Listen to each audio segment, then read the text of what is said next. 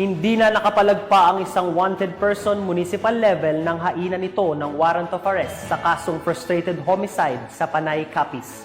Narito ang balita ni Patrolwoman Charmaine Balunsat.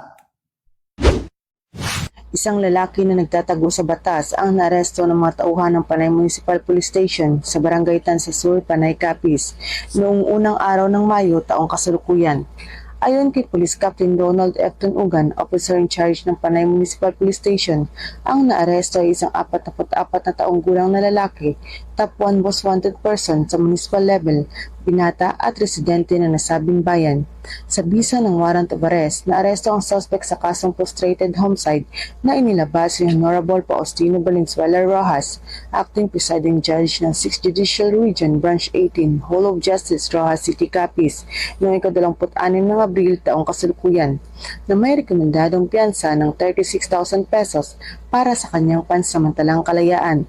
Ang suspect ay kasalukuyang nasa pangangalaga ng Panay Municipal Police Station para sa nararapat na dokumentasyon bago i-turn over sa hukuman kung saan nakabinbin ang kaso. Patuloy ang buong pwersa ng Panay Municipal Police Station sa pagtugis sa mga lahat ng personalidad na may pananagutan sa batas upang panatili ang kaligtasan sa komunidad.